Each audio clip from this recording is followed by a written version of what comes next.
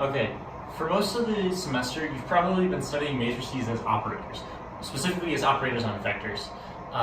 Matrices can do things like rotate and scale vectors along that matrice's eigenvectors according to their eigenvalues. What I'm going to talk about today is a process by which matrices are treated as data, or specifically images. You can represent an image as a matrix where each pixel is represented as a point in the image, and each value corresponds to the brightness of that pixel. So what I'm going to do is I'm going to create a really simple 3x3 image where each pixel only gets one value, or it gets one of two values. It'll either be on or off. So we're going to start with just this image.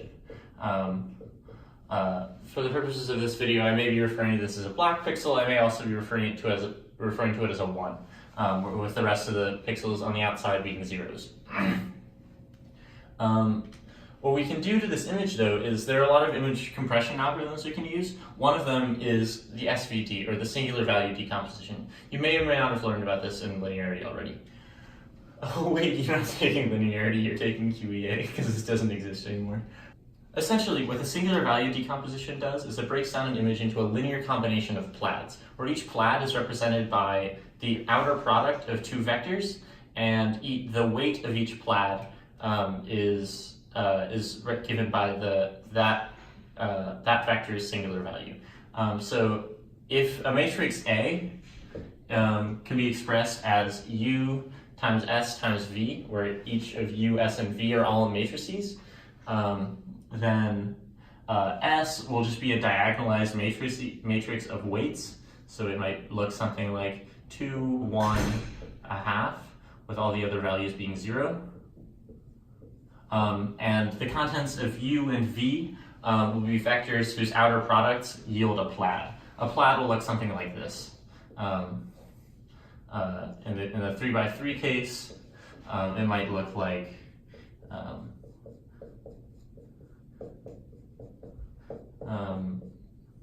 basically any combination where an entire row and entire column is shaded the same way. At least for the case where there's only an on or an off state for each pixel.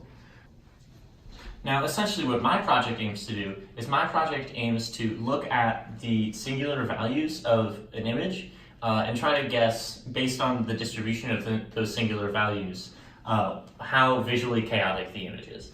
As an example, we're going to look at this image. This image is very symmetric. It's symmetric across both vertical and horizontal axes, as well as both diagonal axes. I claim that this is a visually not very chaotic image because there's not a lot going on. Essentially, what I claim will be true about this image is that the eigenvalues, or the singular values in the diagonalized matrix of SVD will decay very quickly, which is to say that this image can be represented very well by only its most dominant plaids. For example, this image can be represented by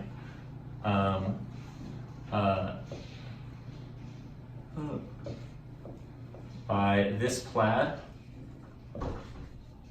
times 1 plus any other combination of plaids, sort of doesn't matter, times 0. It can be completely expressed with just one plaid, which means that S, for the SVD, or the singular value decomposition of this image, will just be 1, 0, 0. Now getting from an image to its singular values is a pretty complicated process, which I'm not going to go into now. But if you take these singular values and sort of look at how they're distributed, I claim that can actually tell you about how visually chaotic this image is. Essentially, if we plot these singular values right now, we'll just sort of plot like the first one here, second one here, third one here, along, and then just plot the values along this axis. We'll get 1, 0, and 0.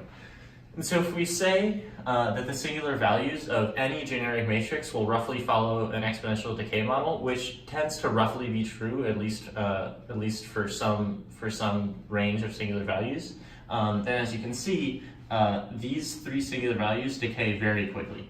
And so if we take a semi-log plot of this graph, it'll look something like that. So the 3x3 case isn't a great example because we have two zeros in here, but essentially you get a pretty steep slope. And this line will roughly be linear for most images. All we have to do now is just find the regression line, and more specifically the slope of the regression line for this exponential decay. I'm not going to quantify it now, but I'm just going to call it large. And so here we can see that a simple image, which is very easily represented with only its first, in this case only first, but only its first few plaids, and whose singular values then decay very quickly, will have a very large negative slope when you plot the log of those singular values. Contrary to the previous example, this image is more chaotic. It happens to be diagonal. It happens to have symmetry along this diagonal, but that's, as you'll see, not particularly relevant for this case. I don't know what the actual plaids are that represent the image, but the values of S, when you take the singular value decomposition, they happen to be all 1.